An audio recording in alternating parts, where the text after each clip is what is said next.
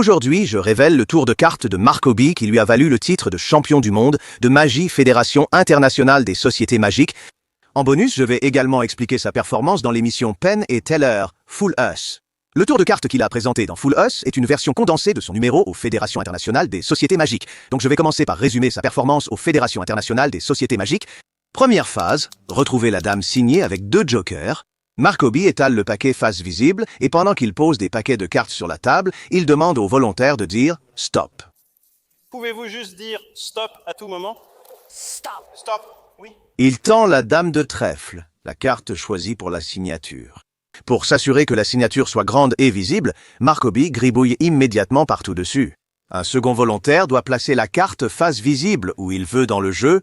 Ensuite, il fait défiler les cartes pour prendre les jokers qui l'aideront à retrouver la dame signée. Malheureusement, l'un des jokers manque, mais d'un geste rapide, il transforme le 5 de cœur en 2e joker. Après avoir montré les jokers, il les lance dans le paquet, fait couler les cartes, puis étale le jeu pour révéler la dame signée entre eux. Voici l'explication. En réalité, la dame de trèfle, que Marco B semblait laisser choisir librement aux spectateurs, n'était pas un vrai choix. C'est parce que si vous écoutez attentivement le volontaire dire « Stop », Pouvez-vous juste dire « Stop » à tout moment? Stop. Stop, oui. il l'ignore complètement et distribue un paquet entier supplémentaire au-dessus de la cassure du petit doigt qu'il tenait, marquant ainsi la position de la dame dans le jeu. Un rapide retour au début montre Marco B en train d'étaler les cartes intentionnellement, cherchant la dame de trèfle, prenant ici une cassure avec le petit doigt qu'il a utilisé pour forcer la dame. Mais il n'a aucun sens de forcer la dame juste pour la faire signer par le spectateur, ce qui rend la carte unique et difficile à reproduire, donc tout éventuel double de la dame de trèfle dans le jeu deviendrait inutile. Même si elle a signé la carte, nous n'avons jamais vu à quoi elle ressemblait. Il a gribouillé dessus en prétextant que ce n'était pas assez grand et visible, rendant ainsi impossible de l'identifier plus tard dans la prestation. Oui, vous l'avez sans doute compris, Marco B utilise des doublons dans son numéro, d'où la présence de 2 cartes signées différentes lors de sa prestation à Full Us. Il gribouille pour à la fois masquer la signature originale et reproduire au mieux la signature sur ses doublons déjà prêts dans le jeu. Lorsqu'il essaie de perdre la dame signée dans le jeu face visible, on remarque que ses doigts se replient sous l'éventail et on peut le voir replacer la carte tout en bas. Ce contrôle de carte utilise le majeur et l'annulaire pour tirer la carte, puis la pousse au bas du paquet. Puisqu'il utilise des doublons ce tour-ci, vous vous demandez peut-être pourquoi il doit encore contrôler la carte originale signée. La raison est qu'il ne l'utilise que pour la première phase de son numéro FISM, afin de retrouver cette dame signée avec les jokers. La première phase de son numéro gagnant au FISM n'est même pas incluse dans son fouleur. Au lieu de cela, il enchaîne directement avec la recherche de la quinte flush royale après que la carte a été signée par Brookberg. Rappelez-vous, seule la partie supérieure du paquet face visible est mélangée et jetée sur la table, tandis que la partie inférieure reste intacte pour une raison importante. La section inférieure face visible, qui est en fait le dessus du paquet quand vous le tenez face cachée, comprend 13 cartes, avec en bas un joker face cachée, un 5 de cœur face visible et un autre joker. Voilà pourquoi, en prenant la partie inférieure non mélangée, on voit ce joker face cachée ici. Après que la dame de trèfle ait été contrôlée tout en bas du paquet, on le voit effeuiller 4 cartes, prendre une brisure avec le petit doigt bien en vue, puis saisir les 4 cartes dans sa main droite pour faire la fausse prise en faisant couler les cartes. Parmi les 4 cartes, il garde un joker ici et tient les 3 autres dans sa main droite. Pour transformer le 5 de cœur en joker, il a retourné le paquet à 180 degrés avant de montrer les jokers dans chaque main. Puis il a replacé la dame signée derrière un joker et le 5 de cœur derrière l'autre comme ceci. Après cela, il a lancé en l'air le joker avec le 5 de cœur sans les séparer. Mais comment exactement ? Eh bien, le joker qui était face cachée était fixé au 5 de cœur avec un adhésif léger. Vous vous demandez sûrement pourquoi ne pas utiliser une carte double face plutôt qu'un simple adhésif léger. Eh bien, il devait séparer le 5 de cœur du joker. C'est pourquoi il a eu du mal ici à prendre la dame coincée, puis il a détaché et laissé le 5 de cœur dans l'éventail. Avant de lancer les jokers, la séquence des 4 cartes avait la dame au centre. Le 5 de cœur, orienté différemment, a été montré ici lors du lancer retourné. Phase 2. Trouver la quinte flush royale de trèfle et les 4 dames. Markoby perd ensuite la dame signée en rassemblant les cartes et en jetant les jokers derrière la table. Il effectue ensuite un mélange à l'américaine et une fois de plus, alors qu'il distribue des paquets de cartes, il demande aux spectateurs de dire « stop » à n'importe quel moment. Après quoi, il retourne la carte pour montrer qu'il s'agit de la dame signée qu'il avait perdue plus tôt. Il la place dans l'éventail sur la table, mais elle réapparaît pourtant au-dessus du paquet. Il répète ce tour de téléportation de la dame signée de l'éventail à sa main 4 fois, puis met la dame signée de côté et divise le reste des cartes en 3 paquets. Soudain, il déclare « Ma mère adore les quintes royales », touche les cartes et réussit à sortir 4 cartes pour compléter la quinte royale de trèfle. Ensuite, il met la dame signée de côté, perd les 4 cartes et égalise le paquet. Il tient ensuite la dame dans sa main gauche, fait dépasser les 3 autres dames du paquet et les téléporte directement sous la dame signée. Voici l'explication. Vous remarquerez que lorsque Markoby place la dame signée originale au centre de l'éventail et qu'il égalise les cartes, un écart évident est visible. Cet écart a en fait été laissé là exprès pour induire les juges en erreur. Vous devez comprendre que ce numéro qu'il exécute n'est pas destiné à impressionner le grand public, mais les juges qui sont eux-mêmes magiciens lors du concours FISM. C'est pourquoi, tout au long de cette routine, vous le verrez essayer de faire certains mouvements de passe-passe que les magiciens reconnaissent, mais qui ne sont en réalité que des fausses pistes. Cela explique pourquoi on ne le voit pas prendre une pause à l'endroit où se trouve la dame signée à l'origine et qu'il effectue plutôt un mélange avec une carte enfoncée, qui est une technique de passe-passe utilisée pour contrôler une partie du paquet tout en mélangeant l'autre. Un mélange avec une carte enfoncée consiste à couper la partie que vous voulez contrôler depuis le dessus, puis avec les cartes restantes, vous effectuez un mélange à l'américaine de façon à ce que les premières cartes soient enfoncées comme ceci. Les cartes restantes sont jetées normalement, permettant au magicien de voir une séparation juste au-dessus de la section à préserver. Lorsqu'il réaligne le paquet, il prend une brisure avec l'auriculaire, comme on voit Markoby ici. Son pouce passe derrière, soulève les cartes, et l'auriculaire s'insère entre les deux. Maintenant, vous vous demandez peut-être pourquoi il doit s'assurer qu'une section reste intacte. Vous vous souvenez peut-être que lors de la première phase, j'ai évoqué un paquet de 13 cartes placées en bas du paquet, face visible. Parmi ces 13 cartes, le 5 de cœur a été laissé dans l'étalement ici. Les 2 jokers ont été écartés, et il y a un instant, nous l'avons vu perdre la dame signée originale ici alors qu'il remettait l'étalement en paquet avant le mélange avec la carte dépassée, laissant derrière une séquence de 10 cartes, puisque le paquet est maintenant face cachée. Voici à quoi ressemble la séquence. Juste au-dessus de ce 10 de trèfle se trouve l'endroit où son auriculaire est positionné. Donc, lorsqu'il dit d'appeler « stop » librement, il jette toutes les cartes au-dessus de la brisure du petit doigt sur la table. Ces 7 cartes serviront dans sa routine pour rechercher la quinte flush royale. Ici, il s'agit de 2 doublons de la dame de trèfle signée, préparés avant le spectacle. On le voit ensuite compter 4 cartes, attraper une brisure avec l'auriculaire, puis effectuer un quadruple retournement, c'est-à-dire retourner les 4 cartes en même temps. Connaître cette séquence de cartes rend beaucoup plus facile le suivi de la quinte flush royale. Si nous notons maintenant la position de la première carte, qui est le 10 de trèfle qu'il a placé dans l'éventail, puis avançons jusqu'au moment où il retire cette carte et comparons ces moments, il est clair qu'il a placé son doigt exactement sur cette carte qu'il avait positionnée avec un léger angle dans le désordre. Nous pouvons prouver qu'il a utilisé cette technique pour trouver la deuxième carte également, qui est le valet de trèfle, lorsqu'il l'a placé dans l'éventail ici, puis si l'on avance jusqu'au moment où il retire cette carte de l'éventail et qu'on observe la position de ses doigts. Après cela, il a placé le 3 de cœur, qu'il nous a montré intentionnellement pour apparemment prouver au juge qu'il n'utilise pas de doublon de la dame de trèfle signée pour téléporter la carte signée, et il a en quelque sorte admis avoir échangé la dame signée avant de la placer dans l'éventail, tout en créant une impression de hasard dans sa routine. Après avoir distribué les 3 cartes du quadruple lift, il ne reste qu'un double de la dame, tenu face visible. Cela explique ces faux mouvements simulant un double lift jeté ou un switch en paume tenkai. Après avoir placé la première dame signée sur l'éventail, il retourne le deuxième double signé, met la deuxième dame signée de côté face visible, puis prépare les 2 dernières cartes, le roi et l'as de trèfle. Cela est réalisé en utilisant la technique du slip control, qu'il exécute en retournant d'abord le paquet, en prenant plusieurs cartes du dessus, puis en utilisant les doigts de sa main droite, il pousse une seule carte, la glisse sous le premier paquet et la retourne sur la table. Puis il effectue exactement la même technique pour placer l'as de trèfle sur le dessus du deuxième paquet, Laissant de côté un paquet qu'il met de côté et qui contient les 3 dames restantes sur le dessus, à ce stade, nous savons déjà comment il a extrait les cartes de la quinte flush royale.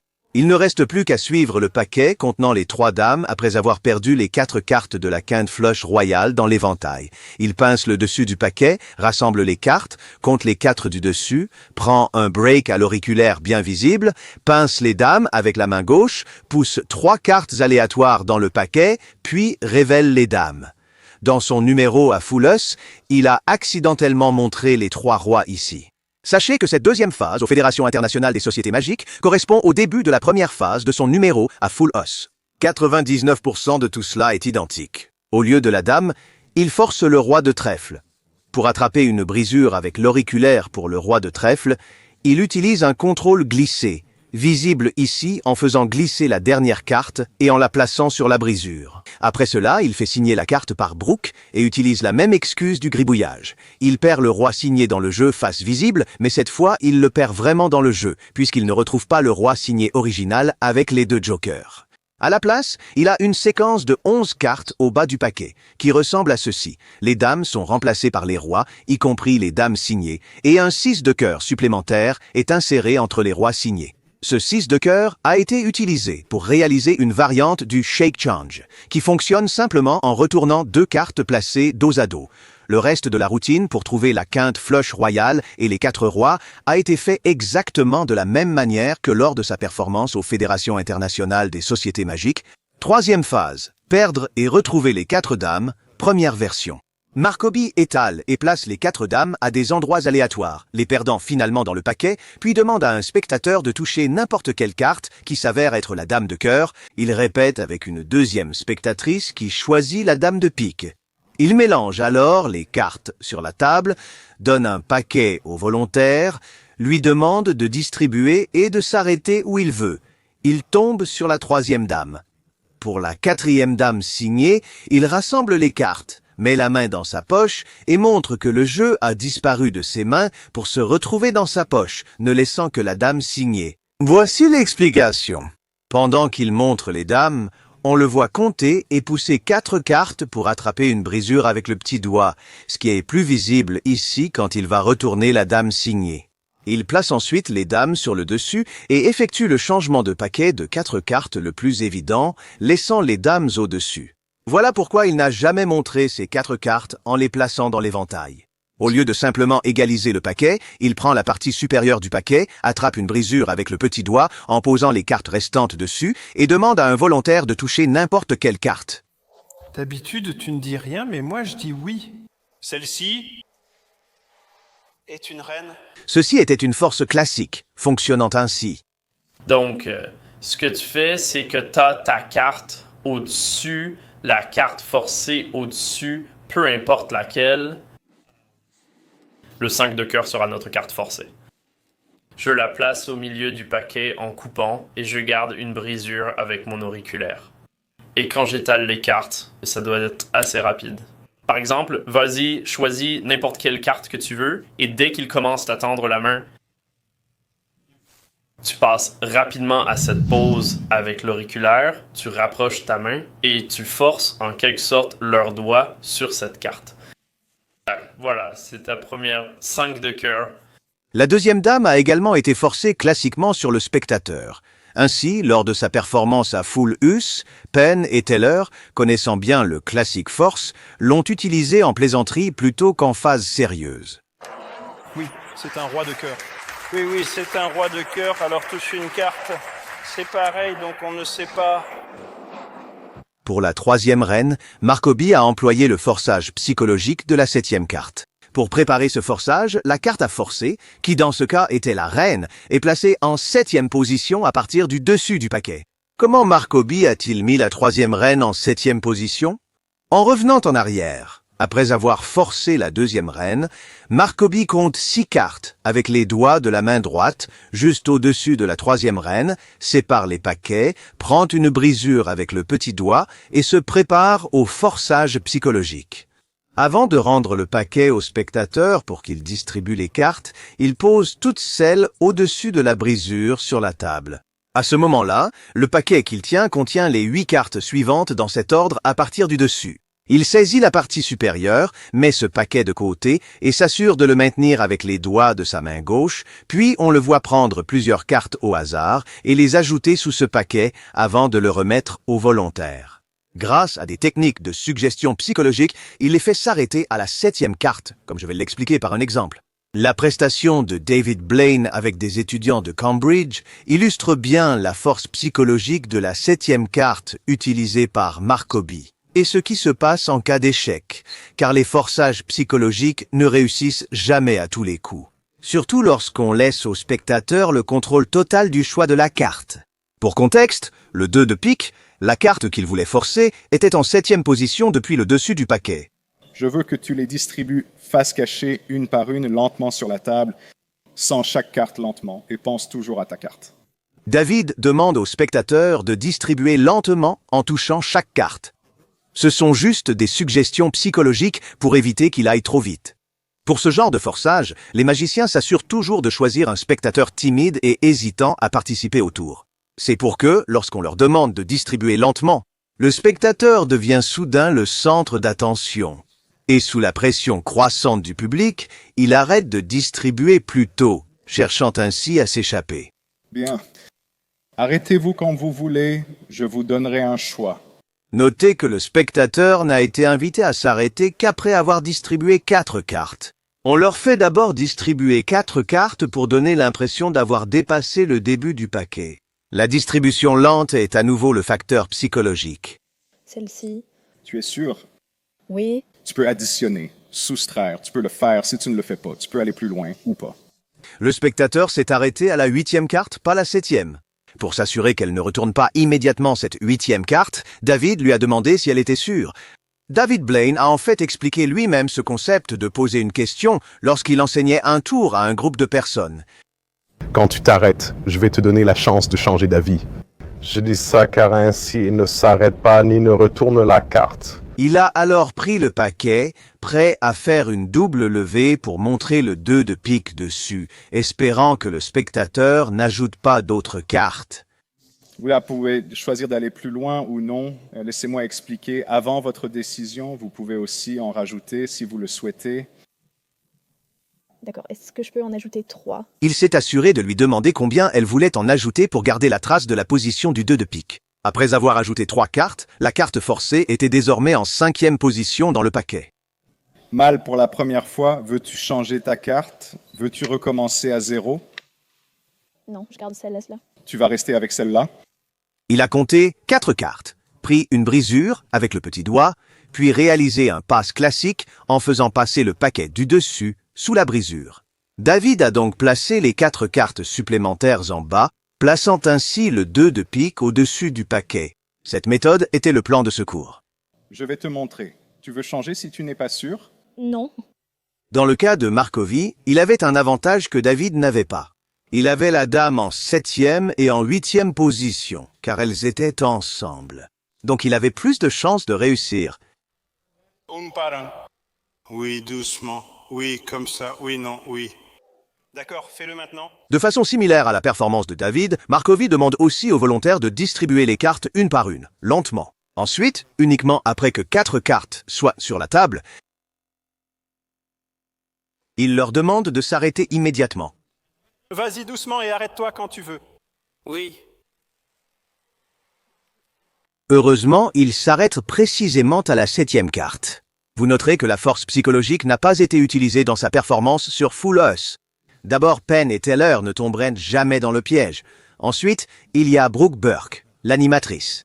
La choisir comme cible timide et hésitante serait la dernière chose qu'il ferait. Pour ne pas perdre la 4e dame, il prend aussitôt le paquet dans la main gauche du volontaire et place les autres cartes dessous. Ensuite, il fait glisser la dame signée du dessus dans sa main droite à l'aide de son pouce droit tout en plaçant le paquet dans sa poche arrière. Phase 4. Perdre et retrouver les dames, 2e version. Markovy ramasse la dame signée et la perd dans le paquet, puis il fait dépasser une à une les 3 autres dames restantes et les pousse également à l'intérieur. Ensuite, il mélange tout, dispose sur la table et organise 3 tas. Puis, voyant qu'il y a 4 dames, il crée un 4e tas en divisant l'un d'eux, puis demande à un volontaire de dire « stop » pendant qu'il compte jusqu'à 5 avec ses doigts. Il s'arrête au chiffre 5, puis il compte jusqu'à la 5e carte des 3 premiers tas pour trouver une dame dans chacun. Mais avec le dernier tas, un 7 de carreau apparaît en 5e position. Il demande alors au volontaire de tendre la main et de choisir librement n'importe quelle carte qu'il souhaite, qu'il retourne pour révéler qu'il s'agit en fait de la dame signée. Voici l'explication. Il a commencé par faire le changement de jeu le plus visible, rangeant le premier dans sa poche arrière et sortant un second. Cependant, ce qui n'a pas de sens, c'est qu'il utilisait déjà des doublons signés dans le premier jeu. Alors, qu'est-ce qui rend ce deuxième jeu si spécial? Je souhaite souligner quelque chose de suspect pour mieux comprendre. On remarque d'abord une carte visible dans ce jeu qui n'est pas encore posée sur la table. Au fur et à mesure qu'il avance, on voit ensuite une deuxième carte face visible, le 9 de trèfle, qu'il retourne en la sortant du jeu avec son pouce. Pendant tout ce désordre apparent, aucune carte n'est réellement vue en train d'être retournée, à part le 9 de trèfle lorsqu'il étale les cartes sur la table. Pourquoi voit-on soudain 2 autres cartes face visibles dans ce jeu de substitution? Si vous pensiez que cela visait à faire croire que l'échange de jeux n'a pas eu lieu et à faire passer ce jeu pour le premier jeu mélangé, vous vous trompez. Parce qu'encore une fois, il se produit devant des magiciens et ce tour de jeu de cartes dans la poche est l'un des tours les plus basiques que chaque magicien connaît. La raison est plus subtile que vous ne l'imaginez. Ce jeu de cartes échangées est préparé de telle sorte que 95% de ce jeu est composé de duplicata signés de la dame de trèfle. Ces cartes, placées face visible, représentent les 5% restants. La raison, c'est que lorsqu'il étale les cartes, cela n'éveille pas de soupçons concernant les cartes face cachée et donne l'impression que n'importe laquelle de ces cartes pourrait être retournée. Mais il y a une carte, le 7 de carreau, qui est face cachée et placée tout en bas de ce jeu de cartes échangées. Je vais bientôt expliquer l'utilité de ce 7 de carreau.